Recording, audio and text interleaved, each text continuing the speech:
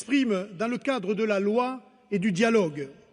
La démocratie repose sur un socle fragile mais précieux, la coexistence pacifique d'opinions opposées. Or, quand nos adversaires choisissent la violence, ils menacent directement ce pluralisme. Ils ne contestent pas seulement une idée ou un adversaire, ils contestent le droit même de l'autre à exister politiquement, et on peut voir jusqu'où ces dégâts peuvent aller, comme ce pauvre influenceur américain conservateur, Charlie Kirk, dont je salue la mémoire aujourd'hui.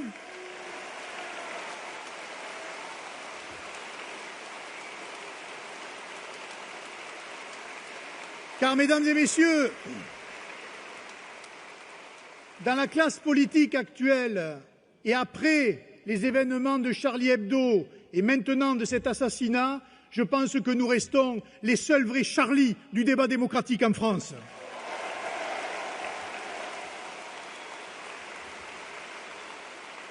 Empêcher une réunion publique, saboter une permanence, intimider des militants, ce n'est pas du militantisme, c'est une négation du débat démocratique. Il faut sanctionner fermement ces violences, car l'État de droit ne peut tolérer l'intimidation physique ou la destruction. Mais cela ne doit pas nous conduire non plus à rejeter en bloc la colère et les revendications sociales justes qui s'expriment et qui peuvent, à l'occasion, nourrir une certaine radicalité. C'est là toute la force de notre modèle. La démocratie tolère la critique, la remise en cause, l'opposition radicale, mais elle fixe une limite nette, celle de la violence politique. Tolérance ne signifie pas faiblesse, elle est au contraire une marque de maturité. Une démocratie qui exclut, qui réduit l'espace de parole, qui refuse l'expression de la critique, perd toute légitimité. Une démocratie qui tolère le pluralisme, y compris celui qui la remet en cause pacifiquement, gagne en solidité.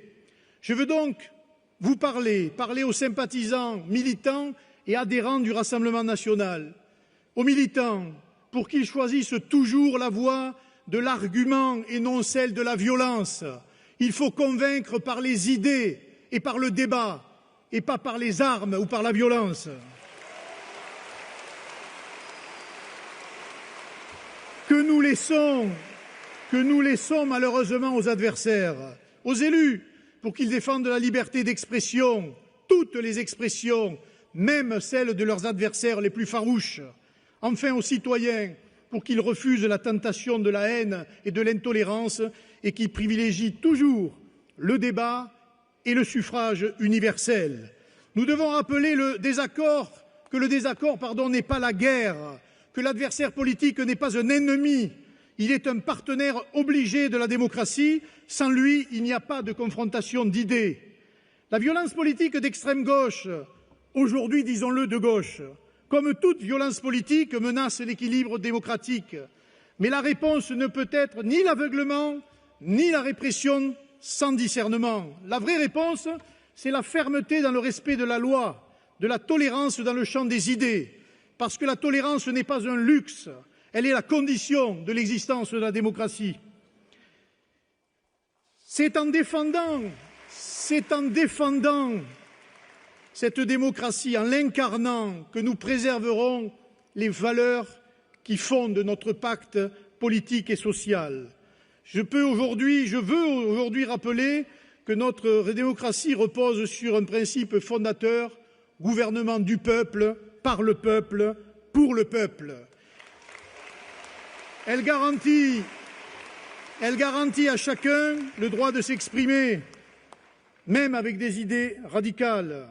Or, aujourd'hui, nous assistons à quoi? À une montée des manipulations, des interdits et des intimidations, toujours du même côté de l'échiquier politique. Cet extrémisme repose sur une ossature, mesdames et messieurs, idéologique qui vient de loin, criminellement, qui a sévi au cours de l'histoire contemporaine. Et je vais vous citer quelques citations à remettre en perspective avec ce que nous pouvons vivre, que ce soit dans le débat médiatique ou dans le débat politique ou social. D'abord, Lénine. La liberté d'organisation et de la presse ne doit pas être donnée à nos ennemis de classe. Staline, la dictature du prolétariat ne peut tolérer la liberté pour ses ennemis. Enfin, Mao, la littérature et l'art doivent être des armes au service du peuple et non des outils de liberté individuelle. Et Trotsky rajoutait « Il ne peut être question de liberté pour les ennemis du socialisme ». Eh bien, politique, culture, médias, c'est en réalité la matrice qu'on nous oppose aujourd'hui et c'est par cette matrice-là que l'on tente peu à peu à nous interdire de parler, de nous réunir ou même de débattre. Ce choix...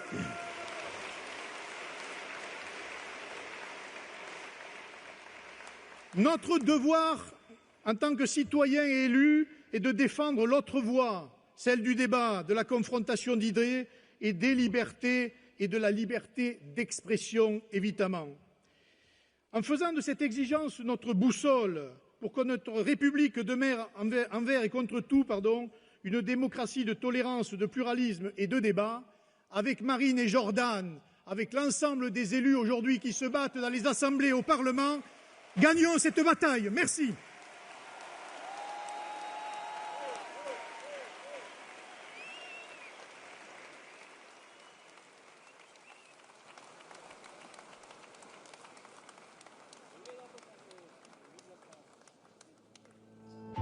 Nous portons l'espérance de millions de Français qui, après nos résultats aux élections européennes et législatives, ont compris que notre arrivée au pouvoir n'était que différée. Alors soyez fiers du chemin parcouru. Soyez courageux pour celui qui reste à parcourir. Soyez forts pour demain participer au redressement du pays. Que cette cause, lorsque les obstacles s'accumulent, lorsque la résignation vous guette, lorsque la lassitude vous gagne, soit l'aiguillon, capable de décupler votre ardeur et de vous rappeler à l'enthousiasme de votre engagement. Ce pays que nous aimons si profondément, si passionnément, va sous peu nous appeler au pouvoir. Nous serons là pour répondre à son appel. Vive la République, vive la France!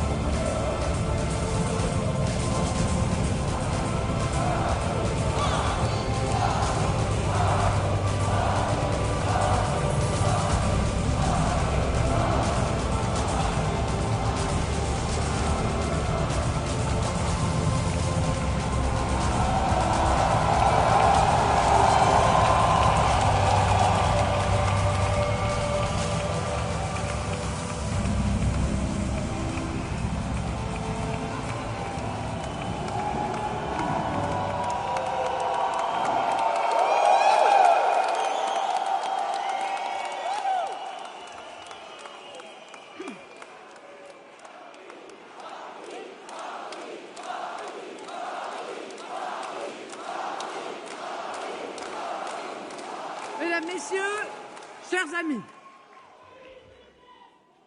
un Premier ministre vient d'être nommé sans majorité, sans projet que celui de maintenir au pouvoir les quelques amis qui restent à Emmanuel Macron. Que Jupiter veuille l'admettre ou non, le peuple n'a pas voulu, pour son second mandat, lui donner tous les pouvoirs. Le premier avait suffi. On a payé pour voir. Plus de 1 000 milliards de dettes, l'effondrement du pouvoir d'achat, l'explosion migratoire et sécuritaire, bref, le déclassement de la France et un déclassement pas seulement pour les agences de notation. On se demande même comment Emmanuel Macron peut-il conserver le moindre crédit auprès de quiconque avec des résultats aussi catastrophiques. Alors, il s'obstine à ne pas le voir, mais les faits sont têtus et les chiffres le sont davantage encore. Il n'est pas majoritaire, ni à l'Assemblée et encore moins dans l'opinion. En 2017, souvenez-vous, il disposait d'une confortable majorité. En 2022, déjà, Emmanuel Macron ne disposait plus que d'une majorité relative. En 2024, sa situation parlementaire s'est aggravée. Non seulement il n'a plus de majorité, mais sa coalition qui s'effiloche de mois en mois est largement devancée à l'Assemblée nationale.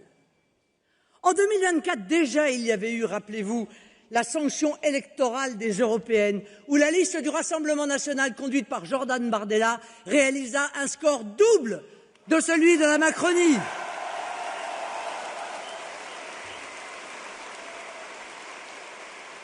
Ça n'est quand même pas rien comme désaveu. Et ce désaveu chiffré est à la hauteur de la volonté de changement. Car si les Français ne cessent ainsi de restreindre progressivement les capacités d'action institutionnelle d'Emmanuel Macron par un soutien parlementaire de plus en plus mince, c'est parce qu'après 8 ans, ils aspirent à une autre politique. Alors, aspirer à une autre politique, eh bien, en matière électorale, cela prend le nom d'alternance. Je l'ai dit et je le répète, l'alternance, c'est normal en démocratie, c'est sain, c'est essentiel. L'idée qu'il n'y a pas d'autre solution que le pouvoir en place est absurde en démocratie. Elle est une sorte d'intimidation intellectuelle vaine de ceux qui n'ont plus rien à avancer. C'est justement cette aspiration au changement, fortement exprimée, que Emmanuel Macron est incapable de voir ou d'admettre. Et sa seule réponse est de la contrarier par des artifices, des enfumages, des moulinets dans le vide. L'alternance nationale viendra. Si ce n'est pas aujourd'hui, ce sera demain.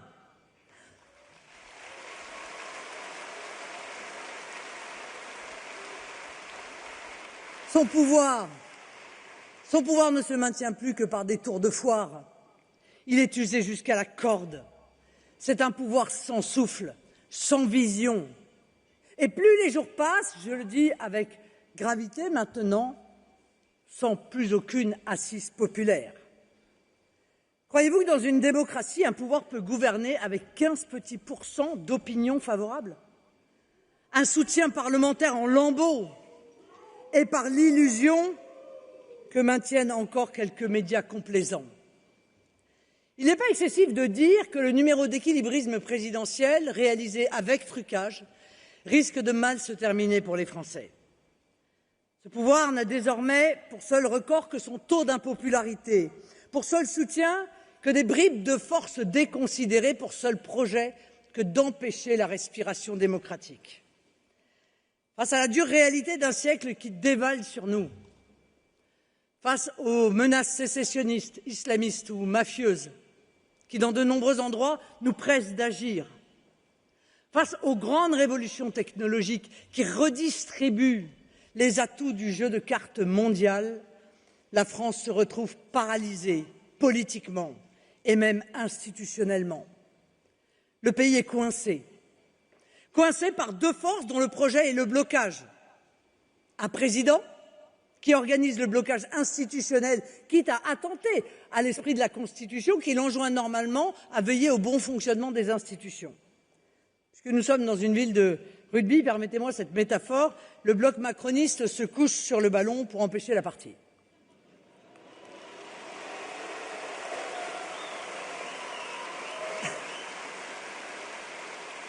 D'un autre côté, les LFI.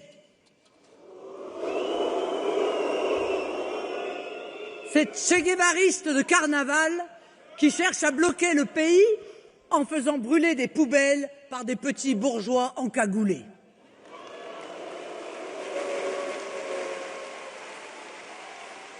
Or, ce dont le pays a besoin, ce n'est pas de blocage, mais d'un déblocage, d'un nouveau souffle, d'un souffle qui balaye l'atmosphère confinée du macronisme.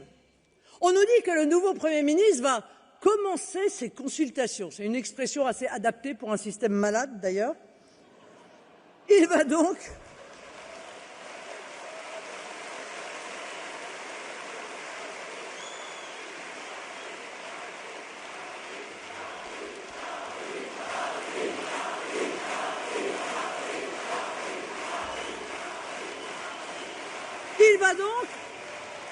il va prendre son bâton de pèlerin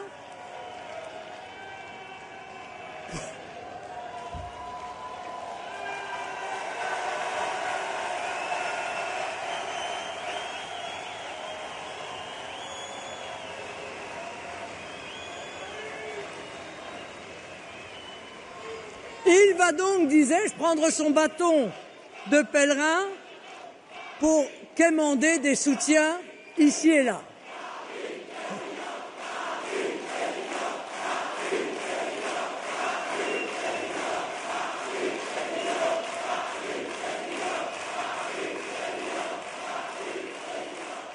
Merci. Il va aller, Monsieur Le Cornu, un coup chez les socialistes ou les écologistes, une autre fois chez LR, en comptant sur sa bonhomie pour séduire, sur sa courtoisie pour fédérer et sur son parcours politique sinueux pour faire jouer d'anciennes amitiés et réunir ainsi ceux qui sont prêts à tout pour être ministre de quelque chose. La politique, ce n'est pas un abonnement à mythique. Et un gouvernement n'est pas un club de rencontres entre amis. Un gouvernement, c'est d'abord une équipe qui porte un projet cohérent et sérieux pour le pays. C'est une action dans l'intérêt collectif parce que derrière les décisions, il y a des hommes et des femmes, des familles et des entreprises, des vies et des destins. Un gouvernement tient du sacerdoce au service de la nation. La presse complaisante nous présente cela comme une nouvelle méthode. En termes de cuisine, cela s'appelle l'art d'accommoder les restes. Les restes d'une mauvaise cuisine, une cuisine immangeable et même toxique.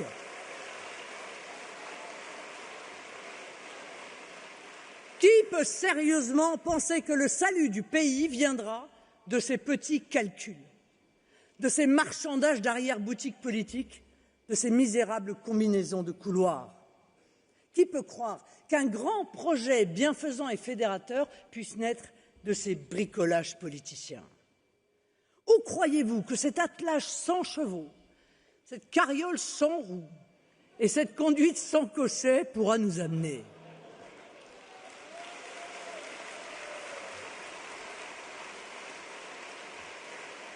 Emmanuel Macron, qui n'est pas davantage un Mozart de la Constitution que de la finance, replonge ainsi la France dans le marécage boueux et malodorant que les Français avaient heureusement quitté en 1958 avec la Constitution et en 1962 avec l'élection du président au suffrage universel. Par cette politique aveugle au réel, il a réussi un tour de magie, transformer les plus belles institutions de notre histoire, celles de la Ve République, en des institutions paralytiques dignes de la défunte quatrième. M. Mélenchon non plus, d'ailleurs, et tous les partis de gauche qui lui sont soumis, n'aiment pas la Ve République. Il en voudrait une sixième. La belle affaire. Je me suis toujours méfié en voyant des amateurs tenter de remplacer le marbre par du carton-pâte. La vérité est là aussi beaucoup plus simple. Ce dont nous avons besoin, c'est d'un retour à l'esprit et à la lettre de la Ve République et donc, au vu de la situation actuelle, d'un retour aux urnes.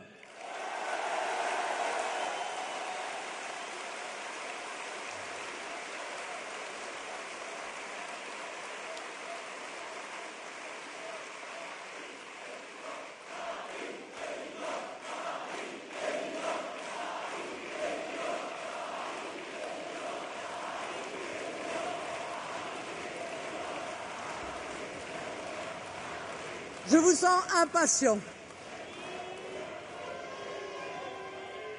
Mais c'est vrai que la seule solution pour ça, à court terme, c'est de dissoudre l'Assemblée nationale. Cette décision, elle appartient au président de la République. C'est cela qui rendra à la France une majorité claire et un gouvernement enfin aligné sur les demandes du peuple, enfin aux exigences des Français.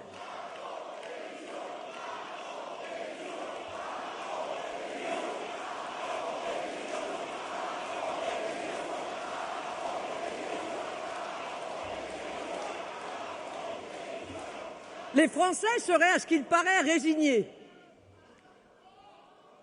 Ils seraient même, c'est le mot à la mode, vous savez, dans les petits cercles parisiens, ingouvernables. Je ne vois rien de tout cela aujourd'hui. Ce que je vois, ce sont des millions de Français enthousiastes, déterminés, et plus que jamais des Français debout. Mes amis, la France ne sera jamais mieux servie que par nous-mêmes.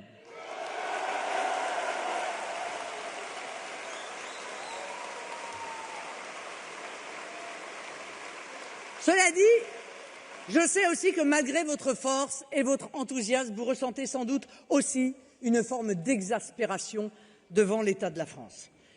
Une angoisse croissante lorsque vous pensez à l'avenir et de plus en plus souvent une colère légitime après 8 ans, 8 années interminables de mandat d'Emmanuel Macron.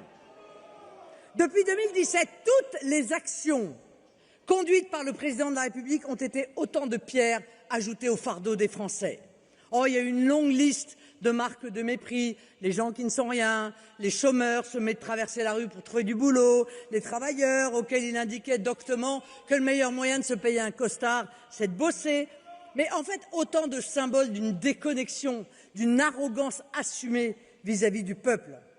Et puis, il y a aussi eu la brutalisation permanente, sociale et fiscale. La réforme des retraites de 2023, infligée en passant par l'article 49.3, l'explosion des prix de l'énergie, qui avait déjà mis les gilets jaunes sur les ronds-points pendant de longs mois et qui dissuade aujourd'hui des Français de se chauffer.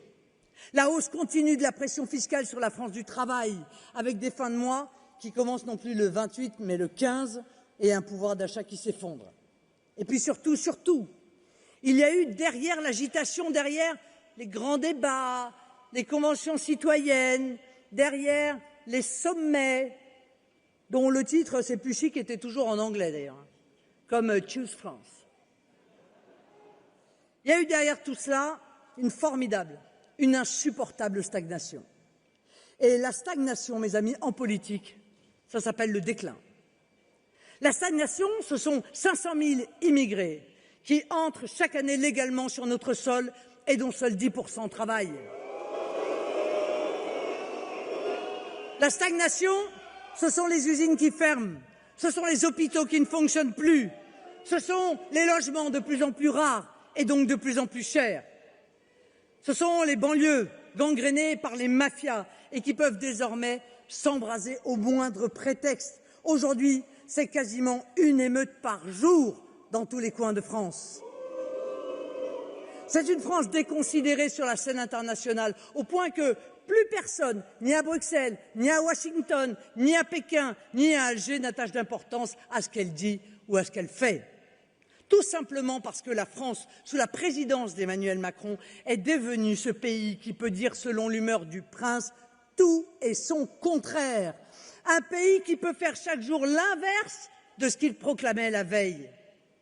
Et lorsque l'on gouverne contre le peuple, en démocratie, on ne produit que de l'instabilité, de la frustration, de la peur et alimenté par une gauche extrémisée, du chaos. Depuis 8 ans, Emmanuel Macron a renoncé à ce qui est l'objet même de la démocratie, donner corps aux volontés de la majorité des citoyens. C'est cela la post-démocratie. Avoir si peu de respect pour le peuple qu'on juge plus prudent de l'écarter des décisions. Cela se traduit depuis 8 ans par une infinité d'exemples. Lorsque la France accepte contre ses agriculteurs le traité de libre-échange avec le Mercosur, lorsque la France accepte contre ses citoyens et leur sécurité le pacte européen pour l'immigration et l'asile qui organise une immigration massive et incontrôlée et qui prévoit des amendes imposées par Bruxelles en cas de refus d'immigrants disséminés dans les campagnes.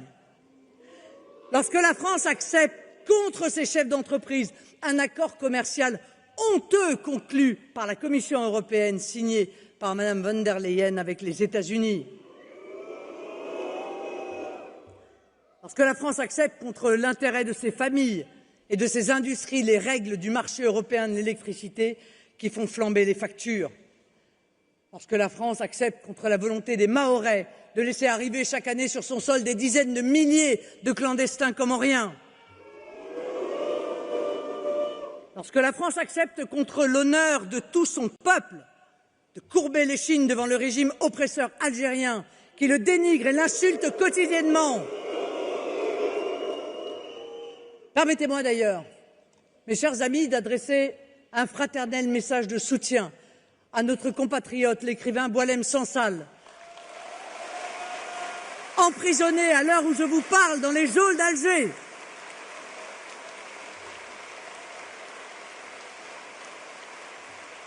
Et aussi, bien sûr, à un autre de nos compatriotes, le journaliste Christophe Glaise, emprisonné pour des motifs totalement illégitimes lui aussi. Nous pensons à eux et nous continuons à exiger leur libération immédiate. Laissez-moi suggérer une idée toute simple pour rétablir la défense de nos intérêts et de nos ressortissants face au régime algérien. On pourrait appeler ça, une idée en passant, le triple zéro.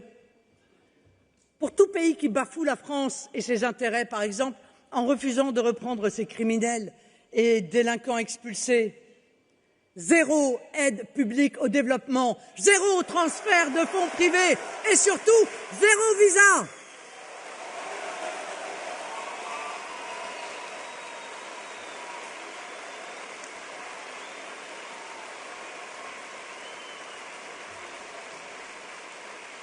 Mes amis, s'il faut résumer la situation de la France, je le ferai de la manière suivante, des problèmes d'une incontestable gravité, mais des solutions d'une aveuglante clarté.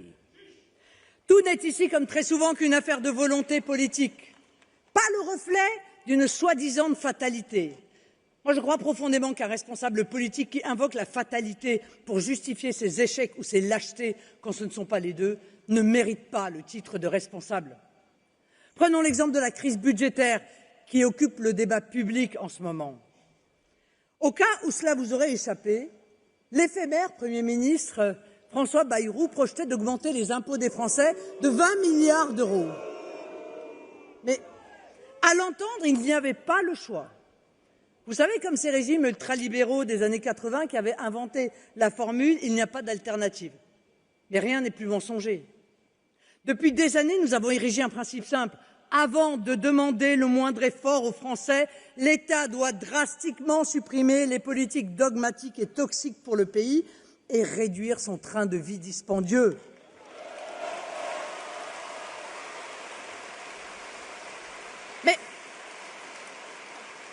Mais à chaque effort sur la dépense que nous avons chiffré, à chaque effort que nous avons proposé aux différents gouvernements depuis tant d'années, on nous a répondu la même chose, c'est pas possible.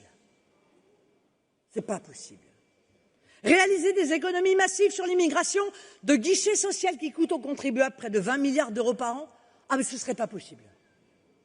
Protéger la propriété privée en rendant le squat impossible, ce qui inciterait des milliers de propriétaires à remettre des biens en location et contribuer à enrayer la pénurie de logements, ce ne serait pas possible.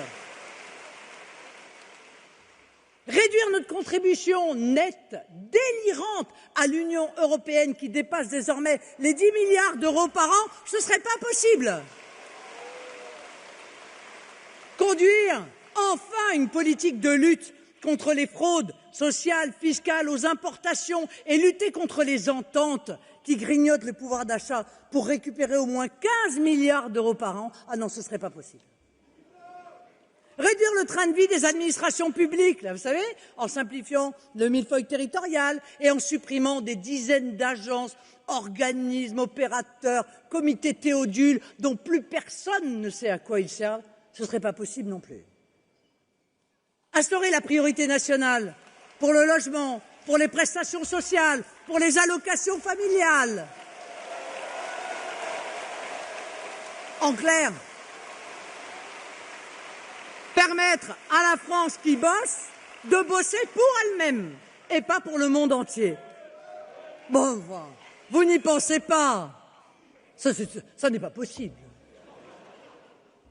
À chaque fois qu'un responsable politique utilise cette piteuse dérobade, il vous ment. S'ils ne le font pas, ce n'est pas parce que ce n'est pas possible. S'ils ne le font pas, c'est parce qu'ils ne veulent pas le faire. Et comme ils refusent d'admettre qu'ils ne le veulent pas, ils vous racontent qu'ils ne le peuvent pas. Or, je vous le dis avec toute la force qui m'anime, il n'y a aucune fatalité et c'est possible. L'immigration de guichet social partout en Europe, au Danemark, en Suède, en Autriche et désormais en Allemagne, pourtant soumis aux mêmes textes européens, qui vivent comme nous dans l'espace Schengen, eh bien, ils obtiennent des résultats spectaculaires, pas par chance, par la volonté politique. Rien qu'en rétablissant des contrôles stricts aux frontières en un an, l'Allemagne a connu une baisse de près de 50% des demandes d'asile. Vous m'avez bien entendu, près de 50% de baisse.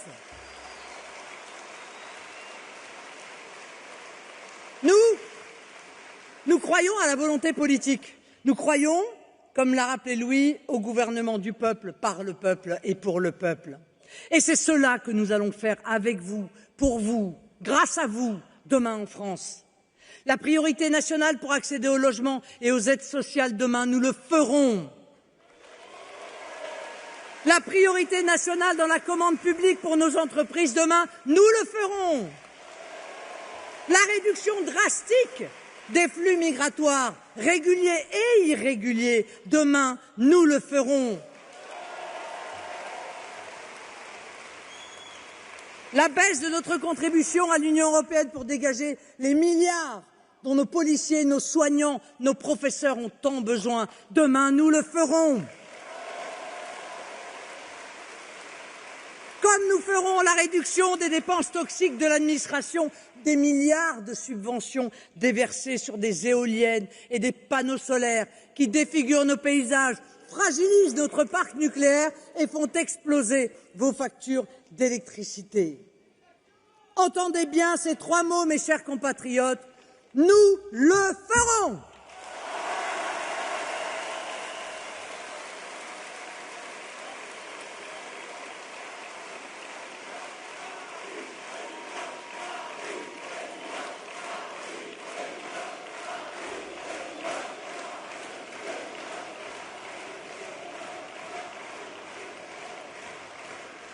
Gardez ces trois mots en permanence à l'esprit et surtout dites-les. À chaque fois qu'on vous répondra « ce n'est pas possible », répétez-les. Car je ne supporte pas l'idée même que le peuple français puisse se résigner. Car nous sommes un peuple fier, un peuple volontaire, un peuple debout. Alors ne vous méprenez pas sur mes intentions en vous disant tout cela, chers amis. Vous connaissez mon tempérament, bon, on ne se refait pas. Je suis une femme déterminée, optimiste, combative, et je ne vais pas m'en excuser.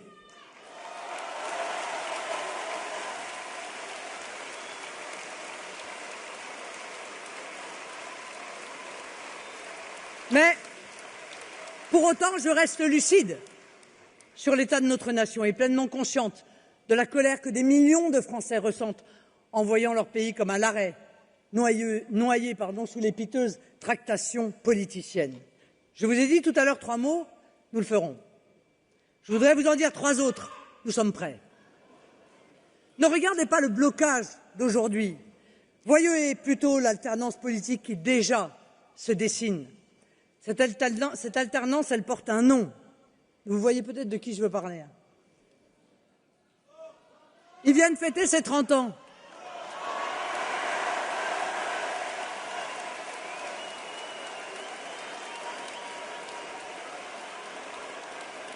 Permettez-moi d'ailleurs à nouveau de lui souhaiter en votre nom un joyeux anniversaire. Ce nom, c'est évidemment celui de Jordan Bardella.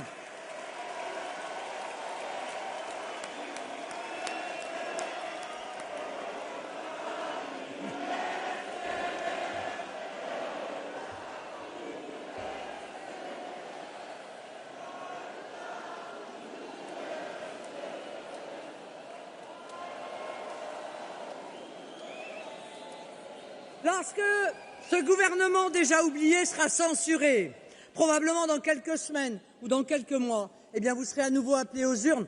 Vous aurez le pouvoir de faire de Jordan votre Premier ministre. Et le premier d'entre eux, depuis des décennies, à être entièrement dévoué au service de la France et des Français. Car la France n'est pas ingouvernable. Ce sont les partis du système qui sont incapables de la gouverner, parce qu'on ne peut pas gouverner contre le peuple. La France n'est pas divisée. La seule fracture qu'elle connaisse, c'est celle qui sépare ses dirigeants de la volonté populaire. La France n'est pas bloquée. Les seules chaînes qui la retiennent aujourd'hui, ce sont celles de vieux partis fatigués, qui cherchent dans le passé les vieilles recettes qui n'ont jamais donné et ne donneront jamais à notre grande nation l'avenir qu'elle mérite. Je crois profondément au contraire que notre pays, c'est-à-dire son peuple, n'a jamais été aussi uni, qu'il n'a jamais été aussi déterminé à bâtir l'union nationale. Nous allons commencer à rebâtir dès maintenant autour de 4 axes parfaitement consensuels, parfaitement conformes à vos attentes, car la crise actuelle, politique, budgétaire, économique ne résulte pas de vos choix. Elle résulte du fait que vous n'avez pas été entendus. Notre première priorité sera naturellement le rétablissement des comptes publics. Nous engagerons depuis Matignon le début du redressement de nos finances. Parce que des comptes mal tenus, ce sont des impôts qui flambent pour les ménages comme pour les entreprises. Nous comprendrons dans les dépenses publiques inefficaces, voire toxiques pour l'économie, nous rétablirons l'équité fiscale et sociale, notamment en luttant contre toutes les fraudes.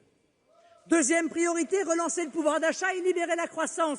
Nous baisserons vos factures d'énergie tout de suite. Nous soutiendrons les familles et les jeunes. Nous réduirons la charge fiscale et les normes qui étouffent nos entreprises et nous lancerons un plan ambitieux dès maintenant de relance de notre industrie après 40 ans de course à l'abîme. Troisième priorité, chers amis, nous rétablirons l'ordre aux frontières et dans la rue.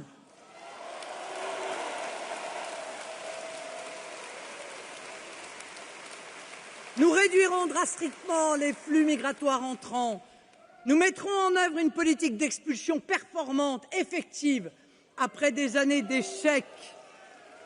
Nous punirons les délinquants qui ne seront plus dorlotés, mais incarcérés, qui ne seront plus subventionnés, mais privés d'aide sociale. Parce que ce n'est pas en augmentant les primes d'assurance, en demandant aux Français de payer pour les dégâts des casseurs qu'on pacifie les rues. C'est en garantissant des sanctions dures et immédiates et en leur présentant la note à eux, pas à nous.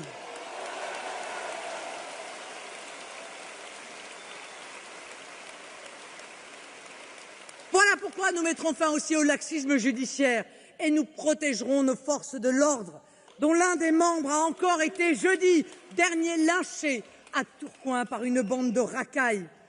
Permettez-moi ici de rendre un hommage particulier à nos forces de l'ordre et de souhaiter à cet agent un rapide rétablissement.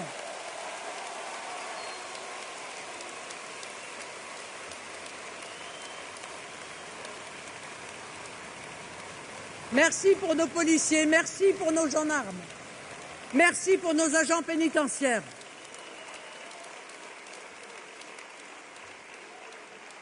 Quatrième et dernière priorité, mes chers compatriotes, remettre l'État au service des Français. Nous engagerons le redressement de notre système de santé. Nous referons des écoles de la République des sanctuaires où les signes religieux seront interdits, comme les téléphones portables.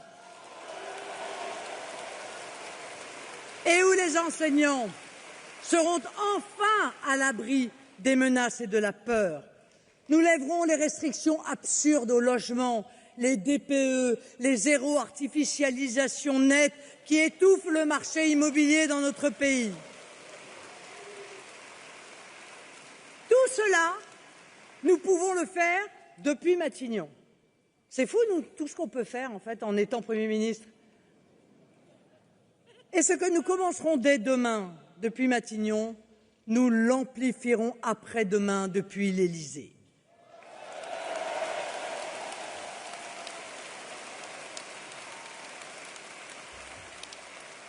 Mes chers compatriotes, je veux que vous ressortiez de notre rendez-vous de ce jour le cœur gonflé de fierté et l'esprit empli d'optimisme. Vous avez rendez-vous avec la France. Dans quelques semaines, vous aurez à travers nous le pouvoir d'engager le grand redressement tant attendu par le peuple français depuis des décennies. Nous serons à ce rendez-vous, nous lui ferons honneur. Cette alternance qui se dessine, vous l'avez tant attendue, elle n'en sera que plus belle, elle n'en sera que plus grande.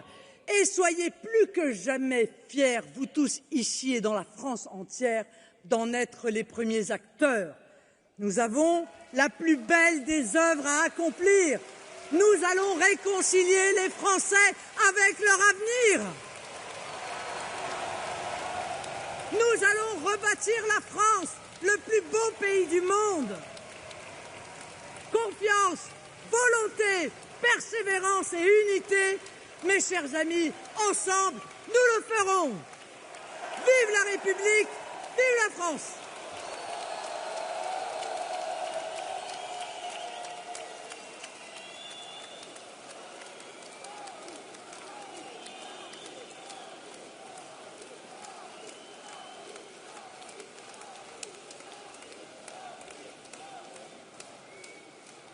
Je sais, mes chers compatriotes, que la situation actuelle vous fait mal et qu'il est impossible, lorsque l'on aime sincèrement notre pays, de ne rien ressentir en le voyant s'affaiblir chaque jour. La France peut Dieu. Alors je vous le dis, mes chers compatriotes, et je vous le dis avec les mots de Victor Hugo, rien n'est plus puissant qu'une idée dont l'heure est venue. Vive la République et vive la France!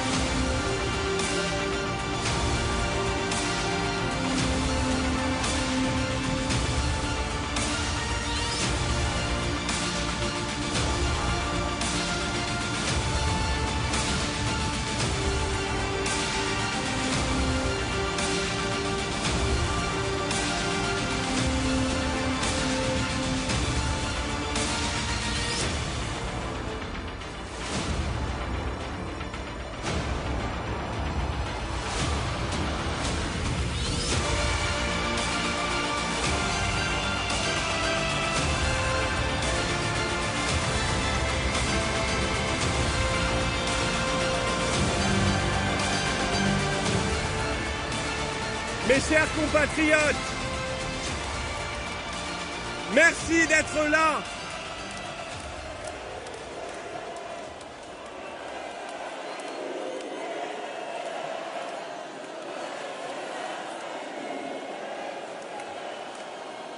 Merci.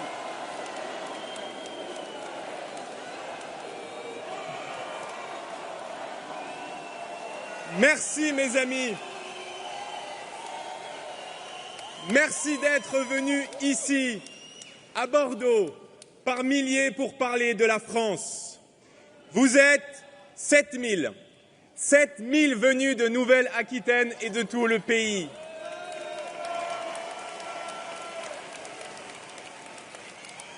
Vous êtes des milliers à nous suivre à la télévision et sur les réseaux sociaux. Des milliers de Français inquiets du temps présent, mais plus que jamais debout pour l'avenir.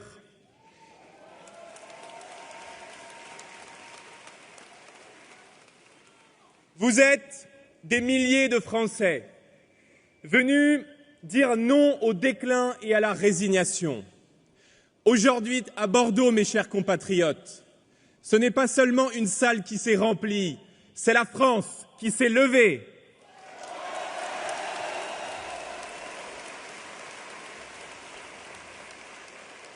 Vous êtes, mes chers amis, le peuple de France. Vous êtes la France des villes et des villages. Vous êtes la France qui travaille sans jamais se plaindre. Vous êtes la France qui ne renonce pas, celle qui entend être fidèle à notre destin millénaire. Vous êtes, mes chers compatriotes, la France qui, malgré les épreuves, porte dans son cœur la plus belle des espérances. Alors, laissez-moi vous dire, tant que vous serez là, tant que vous porterez cette flamme, jamais la France ne s'éteindra.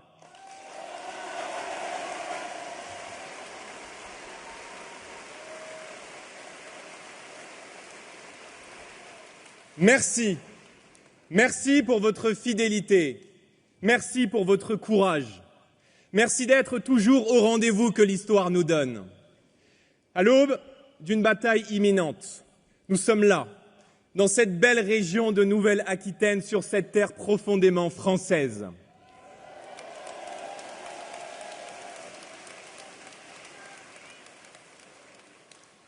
Ici, autour de nous, les vignes du Bordelais font rayonner la France sur toutes les tables du monde.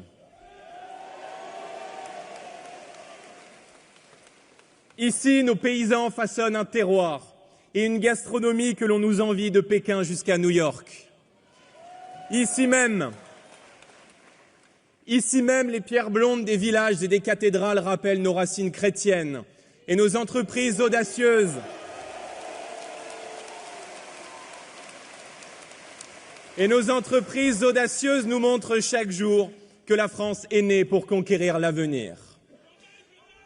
Je vous aime aussi. Ici même, mes amis, dans cette salle, bat le cœur de la France éternelle, fière de ses racines, confiante dans son génie et par-dessus tout impatiente de relever les défis du monde.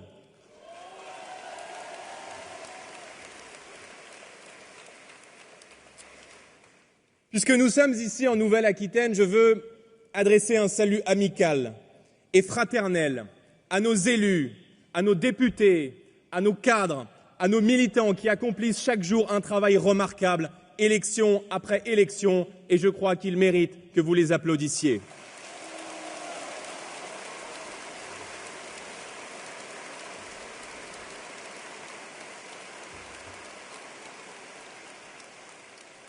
Mes amis, Marine l'a rappelé, nous sommes à un tournant de notre démocratie. Le 8 septembre, en conscience et pour vous protéger, nous avons pris une décision, congédier le gouvernement Bayrou.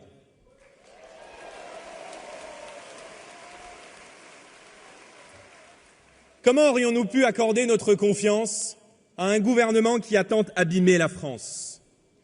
Comment aurions-nous pu accorder notre confiance à un gouvernement qui, des socialistes jusqu'aux républicains, proposait de vous retirer 2 jours fériés, d'augmenter vos impôts et d'aggraver les déficits. Aucun marchandage, aucun calcul politicien, aucun arrangement de couloir n'aurait pu entamer l'écoute et le respect que nous vous devons. Contrairement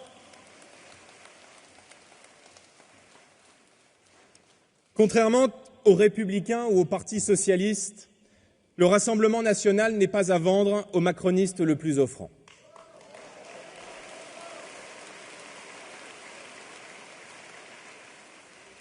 Alors très simplement, à ceux qui ne l'auraient pas encore compris, j'aimerais rappeler la chose suivante.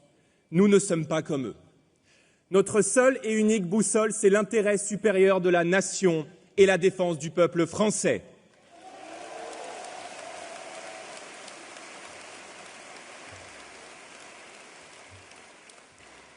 Car la confiance, mes amis, la fameuse confiance, elle ne se décrète pas. Elle se mérite, elle se conquiert, elle s'entretient, elle se gagne par le respect de la parole donnée, par des résultats concrets, par une fidélité absolue à la volonté des Français telle qu'exprimée dans les urnes. Je le dis ici clairement à Bordeaux, il n'y avait aucune autre considération derrière notre choix. Contrairement aux accusations grotesques des macronistes, vous ne savez même pas encore ce que je vais dire. Contrairement à la tentation du chaos de la gauche, nous n'avons aucun goût pour le désordre, aucun penchant pour l'instabilité, bien au contraire. Je veux le rappeler ici devant vous. Les seuls responsables de l'instabilité politique, ce ne sont pas ceux qui défendent la France, ce sont ceux qui la trahissent.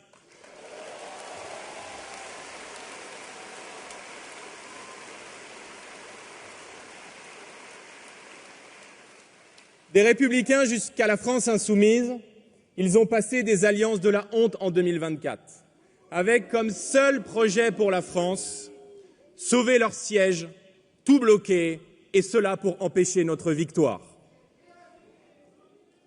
Il y a quelques mois à peine, mes amis, nous étions en route pour l'alternance.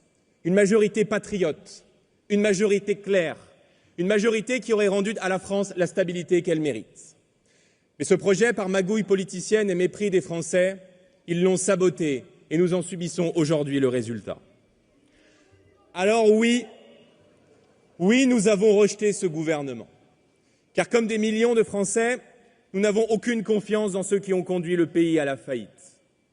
Rendez-vous compte, en 8 ans, les macronistes ont creusé autant de dettes que dans les 50 années qui ont suivi l'après-guerre.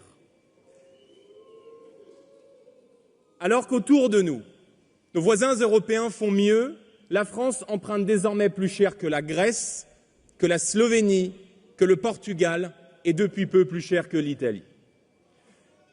Nous n'avons aucune confiance dans des gouvernements qui ont nourri année après année le monstre bureaucratique qui dévore la richesse nationale. DPE, ZFE, CSRD, C3S, toutes ces normes absurdes, ces impôts de papier que vous affrontez chaque jour font perdre des dizaines de milliards d'euros chaque année à la France.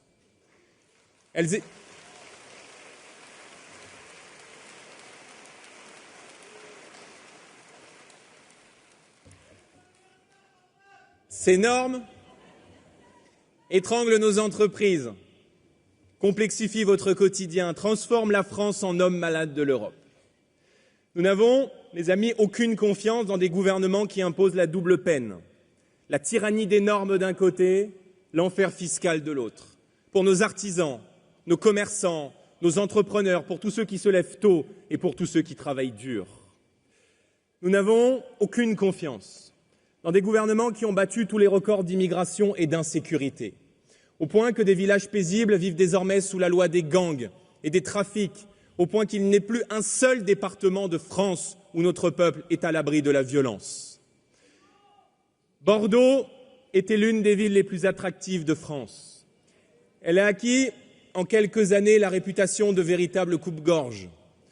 On ne compte plus les cambriolages.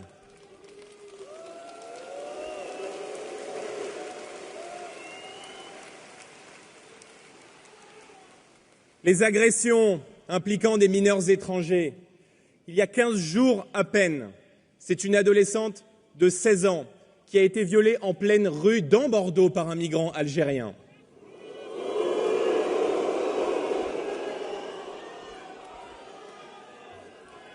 Nous n'avons, mes amis, aucune confiance en des gouvernements qui ont renoncé à défendre l'intérêt de la France dans le monde, qui laissent l'Union européenne torpiller notre agriculture et notre industrie automobile. Voilà leur vrai bilan. La révolution promise par Macron, le changement vanté par Hollande, les promesses trahies de la droite avant eux. Tout cela n'a mené qu'à une seule chose, les Français n'ont plus confiance dans ceux qui les ont gouvernés.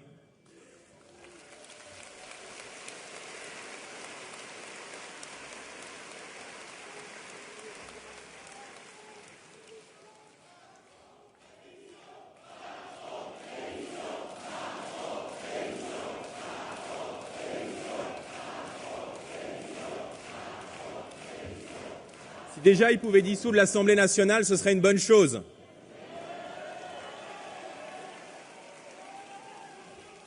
Alors, au vu d'un tel désastre, mes amis, comment donner tort aujourd'hui à l'expression des Français? À force de déception, nos gouvernants ont réussi à installer le doute chez certains de nos concitoyens. Le sentiment que rien d'autre n'est possible et que voter ne sert plus à rien, nous leur disons que tout cela est faux. Les macronistes ont rapetissé le plus grand pays du monde. Ils ont étouffé ses atouts, bâillonné ses talents, méprisé ses forces vives. Ils ont réduit au silence une France créative, travailleuse, novatrice et l'ont sommé de payer pour les autres. Nous sommes, rendez-vous compte, devenus ce pays où respecter les règles, où payer des impôts, où être honnête est moins valorisé que de profiter du système. Nous sommes devenus ce pays où réussir est suspect, où entreprendre est presque devenu une fraude en soi. Nous sommes devenus ce pays où l'on protège davantage les squatteurs que les propriétaires, où l'on excuse toujours les délinquants, mais où l'on culpabilise les victimes. Nous ne supportons plus que l'on exige toujours plus de sacrifices de la France qui travaille, pendant que l'État met directement ses mains dans vos poches, comme si l'argent gagné par votre sueur lui appartenait. Nous n'acceptons pas qu'un gouvernement envisage de vous voler 2 jours fériés pendant qu'il gaspille des milliards d'euros dans tout et n'importe quoi.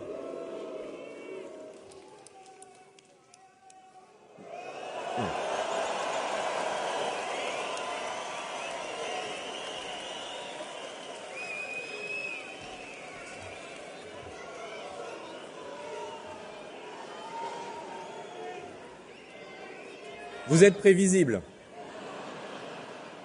Mes amis, écoutez-moi bien. Vous n'êtes pas responsable de ce désastre. Vous n'êtes pas coupable de leur folie budgétaire et de leurs erreurs colossales. Si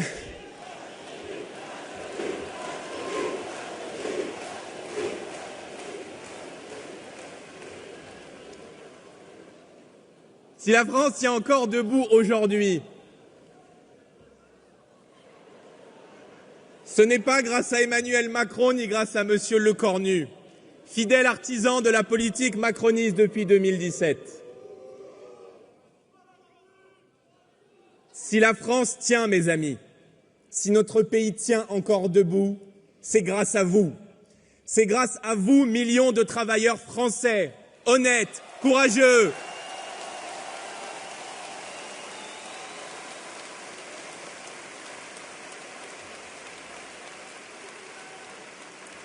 Vous qui vous levez tôt et qui travaillez dur, vous qui portez sur vos épaules le poids de toute la nation française. Et je veux vous le dire clairement ici à Bordeaux, l'argent que vous gagnez en travaillant dur n'appartient à personne d'autre qu'à vous. Chaque euro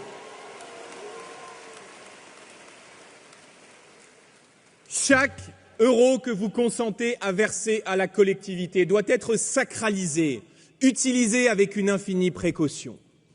Or, que voyons-nous? Un immense gaspillage et des éléphants dans le salon que personne ne veut voir. Des totems auxquels il ne faudrait pas toucher, par idéologie, par choix délibéré, parfois par manque de courage politique. Alors, avec Marine, nous le disons, il est temps de faire autrement. Il est temps de faire différemment. Il est temps de rendre à la France l'ordre, la justice et le respect des Français.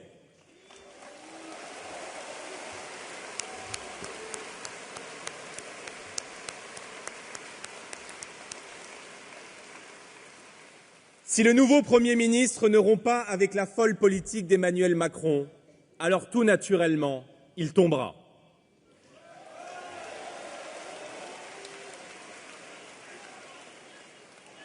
Nous aurons la force.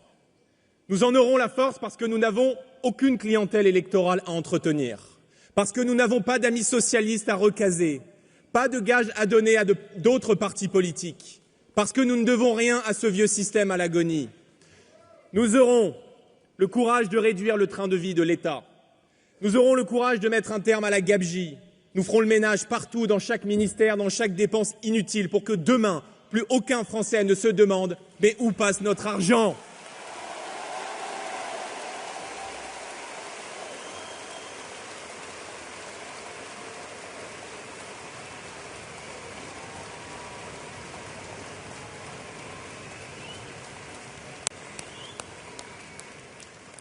La première vérité que l'on cache aux Français, c'est naturellement le coût colossal de l'immigration. Chaque année, mes amis, 500 000 personnes entrent dans notre pays. Et sur ce demi-million, seulement 50 000 viennent pour travailler. Alors, la question est simple. Que font les 450 000 autres et surtout, qui paye?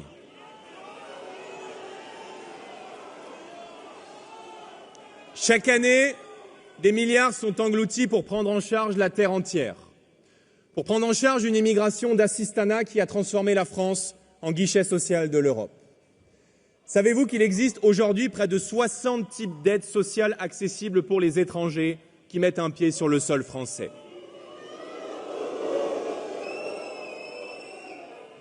Chaque année, mes amis, plus d'1 milliard d'euros part dans l'aide médicale d'État qui offre, je vous le rappelle, la gratuité des soins aux étrangers en situation irrégulière.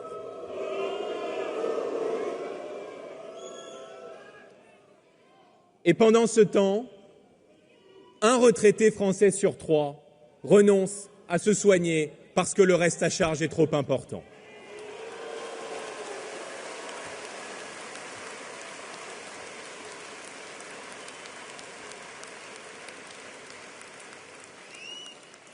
Alors nous le disons très simplement, si demain les Français nous accordent leur confiance, la gratuité totale des soins pour les étrangers en situation irrégulière, avec nous, c'est terminé.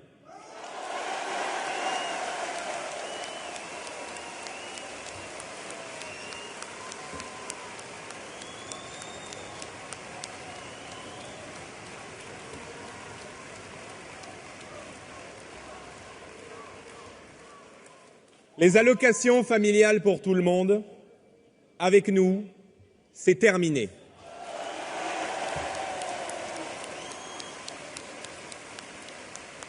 Elles seront réservées aux familles dont au moins l'un des 2 parents est de nationalité française.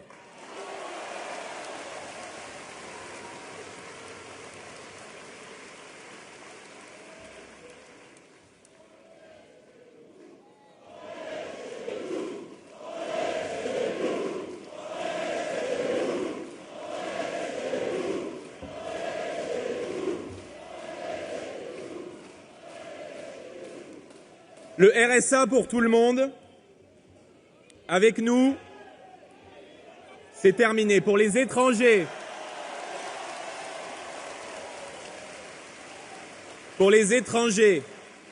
il sera conditionné à 5 années de travail sur le sol français.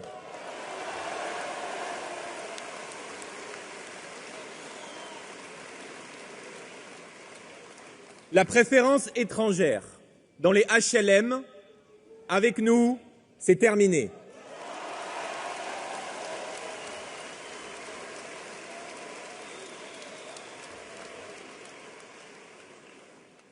Non seulement les citoyens français, sans aucune autre distinction bien sûr, seront prioritaires, et j'ajoute qu'il ne sera plus possible avec nous de bénéficier d'un HLM ou d'une aide sociale lorsqu'on aura un casier judiciaire long comme le bras.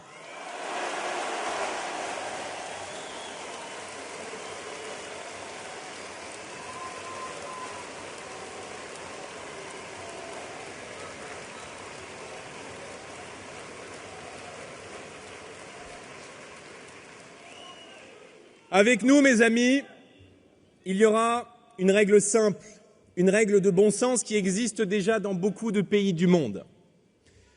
Un étranger qui travaille, qui contribue, qui respecte la France, qui apporte au pays son énergie, pourra bien sûr toujours trouver sa place dans le pays sans avoir la moindre inquiétude.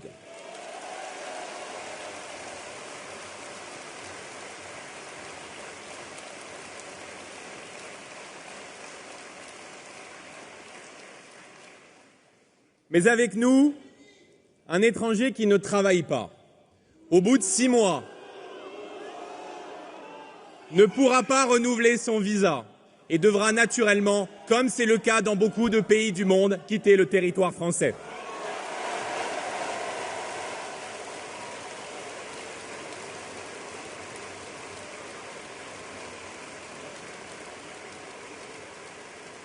C'est une question de justice et c'est une question de respect. Voilà donc, mes amis, notre promesse et notre véritable différence. La France tendra toujours la main à ceux qui respectent ses règles et à ceux qui participent à la vie du pays. Mais la France aussi dira stop à ceux qui croient pouvoir s'installer chez nous au mépris de nos lois, de nos traditions et de nos valeurs.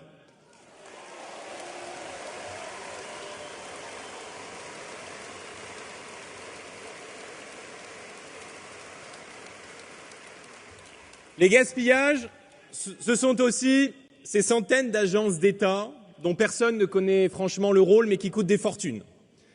L'ADEME, le CESE, l'ARCOM, des sigles que les Français ignorent, mais derrière lesquels se cachent des milliards d'euros dilapidés et souvent des recasages discrets pour les copains du pouvoir. Avec nous, les agences inutiles seront supprimées, parce que chaque euro d'argent public doit retrouver du sens. Parce qu'au lieu de nourrir la bureaucratie, cet argent doit être au service exclusif des Français et de leur territoire.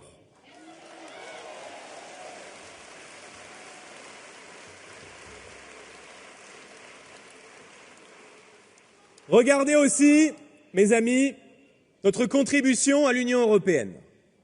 Alors que nos voisins obtiennent des rabais, je pense à l'Allemagne ou aux Pays-Bas, qui ne sont pas les plus petites économies de la zone euro, la France, par idéologie, paie toujours davantage, encore 6 milliards d'euros en plus cette année. Rendez-vous compte du niveau de cynisme. On veut vous supprimer 2 jours fériés pour vous ponctionner 4 milliards et dans le même temps, on augmente notre contribution à l'Union européenne de 6 milliards.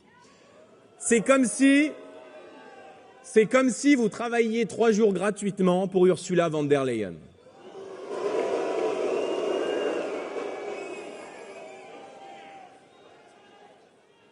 Et pendant que l'Europe finance avec vos impôts le réseau d'eau à Gaza ou des appels à projets en Algérie, un Français sur 3 n'a pas accès à l'eau potable dans nos territoires d'outre-mer.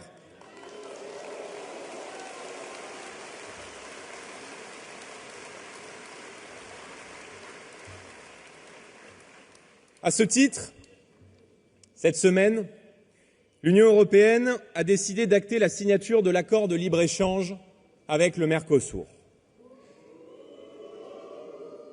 Une double peine pour nos agriculteurs, non seulement car Bruxelles aggrave la concurrence déloyale, mais dans le même temps, elle envisage de raboter les subventions de la politique agricole commune. Pendant que le président de la République se tait, pendant que ses ministres baissent les yeux, nous avons décidé d'agir. La Commission von der Leyen entend sacrifier nos paysans et notre souveraineté alimentaire pour permettre à l'Allemagne d'exporter des Mercedes. Alors, avec mes collègues du groupe des Patriotes, nous avons déposé contre elle une motion de censure qui sera mise aux voix dans les prochains jours.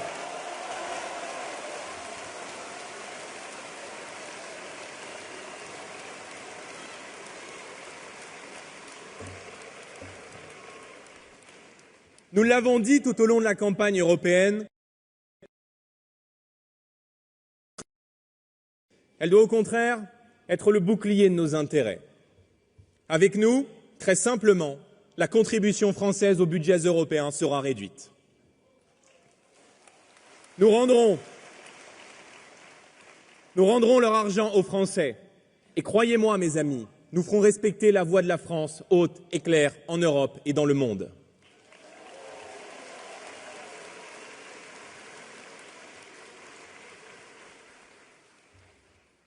Mes amis, puisque le gouvernement est à la recherche d'économies, il reste 2 gaspillages que je veux évoquer devant vous aujourd'hui.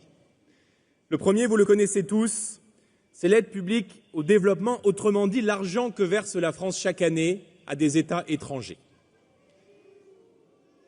Des milliards d'euros versés à des pays parfois hostiles comme l'Algérie. Des milliards envoyés à la Chine, 2e puissance économique mondiale, qui n'a, je crois, nul besoin de la générosité française pour bâtir sa puissance et sa dynamique de croissance.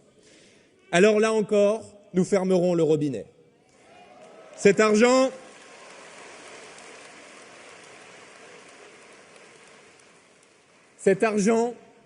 près de 12 milliards d'euros chaque année, doit revenir non pas à l'autre bout du monde, mais à nos territoires de France, à notre ruralité oubliée, à nos campagnes, dans l'accès à la santé, à l'éducation, aux services publics.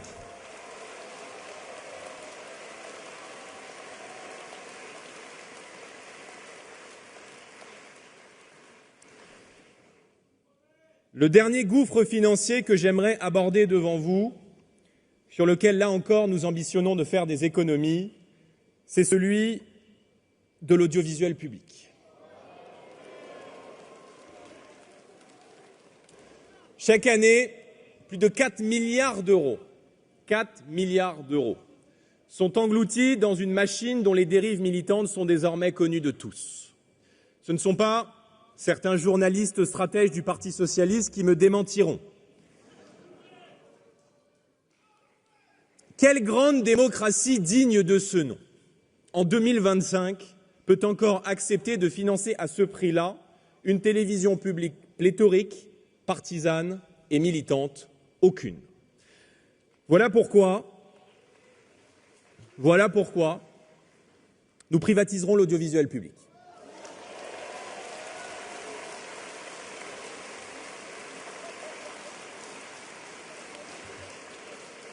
C'est une question de principe, mais c'est aussi une mesure de saine gestion des deniers publics.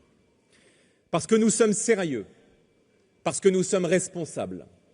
Notre contre-budget permettra d'économiser des dizaines de milliards d'euros chaque année dans le budget de l'État. Une partie de cet argent sera réaffectée au remboursement de la dette, une autre aux baisses d'impôts et aux dépenses utiles comme la sécurité, la justice, l'école ou les soins.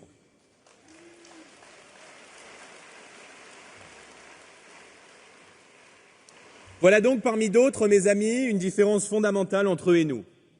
Ils dépensent sans compter, nous remettrons de l'ordre. Ils creusent la dette, nous libérerons et nous simplifierons la France. Ils affaiblissent le pays, nous mettrons tout en œuvre pour le redresser.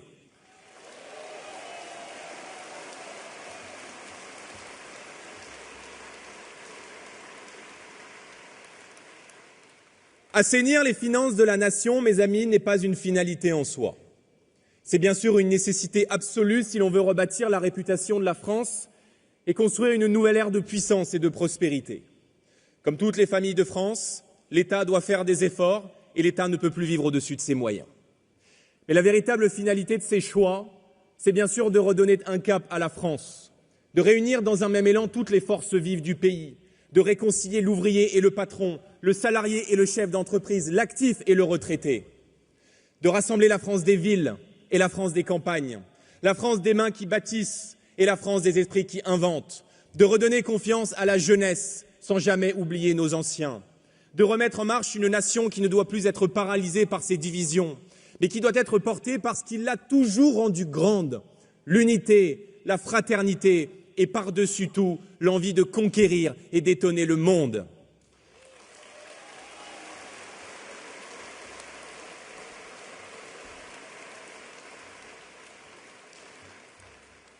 Mes amis, pour conclure, et puisque nous parlons de confiance ces derniers temps, je voudrais revenir devant vous quelques minutes sur le sens profond de ce mot pour nous, patriotes. Si nous voulons que les Français retrouvent confiance en l'avenir, alors il faut d'abord que les dirigeants politiques aient confiance en eux, peuple français. Il y a eu durant 8 ans bien trop de mensonges, de faux-semblants, de mépris, parfois de dissimulation. Comme le disait le grand historien Marc Bloch, notre peuple mérite que l'on se fie à lui et que l'on le mette dans la confidence.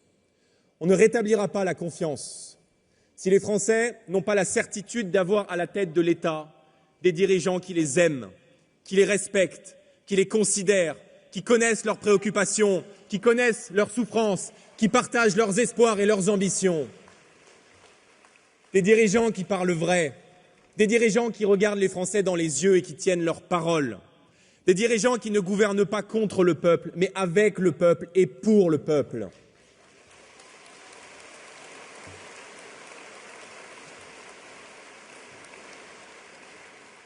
Faire confiance, c'est permettre aux citoyens de s'emparer directement des grands sujets qui concernent l'avenir de la nation.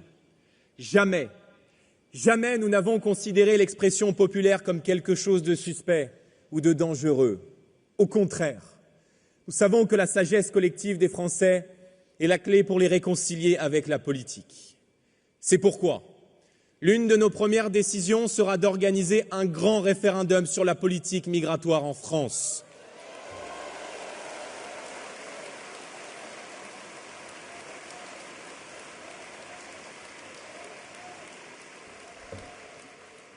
Sur ce sujet existentiel, nous l'avons dit, ce n'est ni aux juges, ni aux ONG, ni à Bruxelles de décider, c'est à vous, peuple de France, de décider quelle politique migratoire vous voulez pour le pays.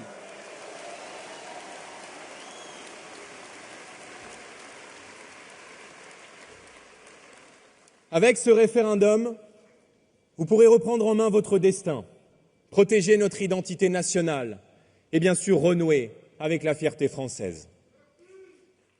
Faire confiance, c'est vous rendre le droit à un destin, le droit à la parole, ces 2 droits qui vous ont été confisqués depuis tant et tant d'années. Faire confiance, c'est aussi dire la vérité.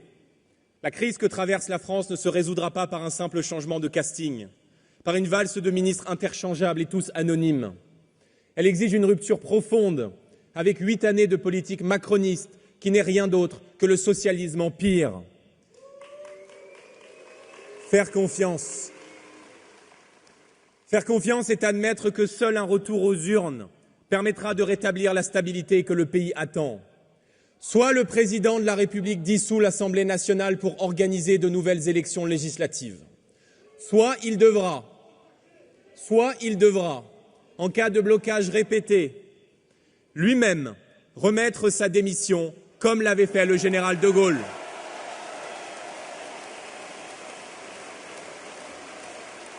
C'est de sa responsabilité.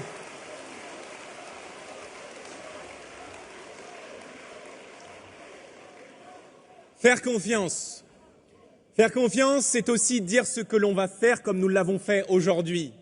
Mais ce sera surtout demain, faire ce que l'on a dit. Et notre chemin est clair. L'ordre dans les rues, le respect pour le peuple, la prospérité pour la France. Notre chemin, c'est celui de l'autorité rétablie. Qui peut croire aujourd'hui en l'avenir si sa famille n'est pas en sécurité dans la rue, dans son quartier ou dans sa propre maison? Qui peut bâtir des projets si l'insécurité mine la paix civile et menace l'activité économique? Alors, face à la barbarie quotidienne qui s'est installée dans le pays, nous rétablirons la loi de la République, toute la loi de la République, rien que la loi de la République.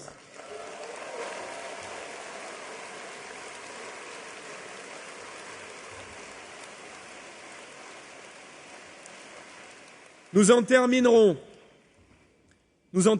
avec les bavardages et les formules creuses de M. Retailleau assis chaque mercredi en Conseil des ministres entre des socialistes et des macronistes. Nous lancerons un grand plan de construction de places de prison pour que chaque peine soit appliquée sans la moindre exception.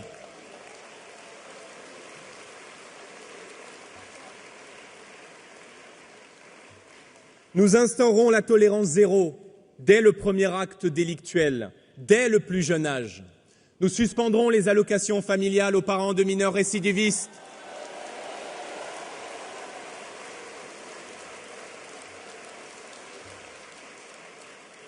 Nous expulserons immédiatement les délinquants et criminels étrangers qui n'ont rien à faire sur notre sol.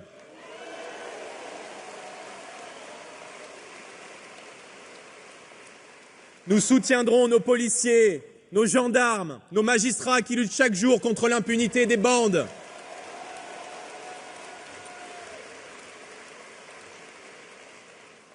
Les images de ce fonctionnaire de police lynché à Tourcoing par des barbares sont effroyables. Et je veux, en votre nom, lui témoigner de notre total soutien.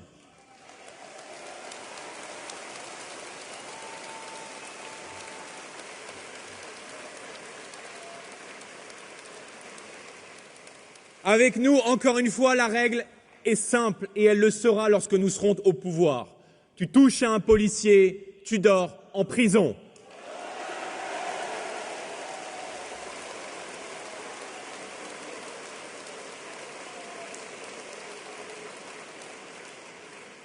Voilà comment on rétablit la confiance, en rendant justice aux victimes, en protégeant ceux qui nous protègent par une présomption de légitime défense, en mettant hors d'état de nuire les criminels et en refusant la culture de l'excuse. Mes amis, mon ambition, la nôtre, l'ambition de Marine n'est pas de sauver la droite ni de sauver la gauche. Notre ambition, c'est de sauver la France.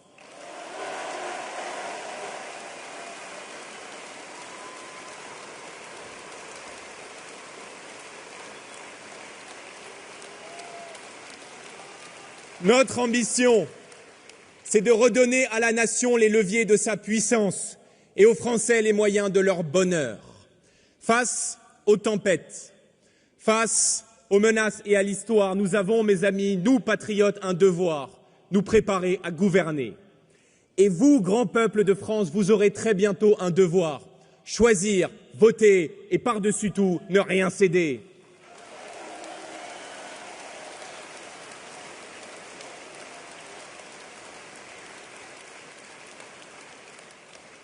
Quand vous serez appelés aux urnes, aux élections municipales où des succès nous attendent, comme lors d'un scrutin national peut-être très prochainement, souvenez-vous, dans l'isoloir vous êtes seul, seul juge, seul maître à bord. Aucun tribunal médiatique, aucune manœuvre d'appareil ne peut guider votre main. Vous serez libre, totalement libre, et votre liberté porte un nom, le bulletin de vote. Rien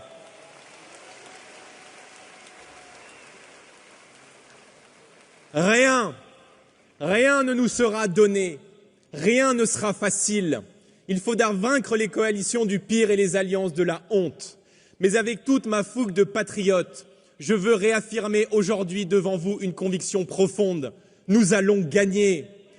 Nous allons gagner.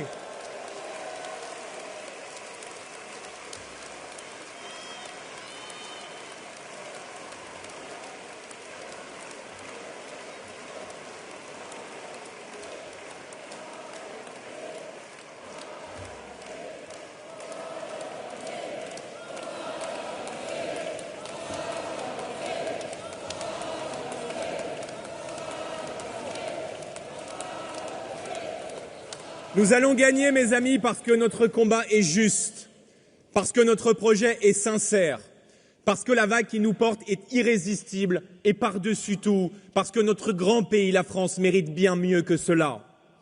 Cette victoire ne sera pas un aboutissement, elle sera le commencement d'une grande refondation nationale. Nous réunirons une France brisée par 8 années de fractures, nous respecterons un peuple méprisé par 8 années d'arrogance. Nous redresserons un pays humilié par 8 années de renoncement. Et tous ensemble, nous rendrons à notre peuple la fierté d'être français. Préparons-nous, car le changement n'attend plus. Vive la France et vive la République!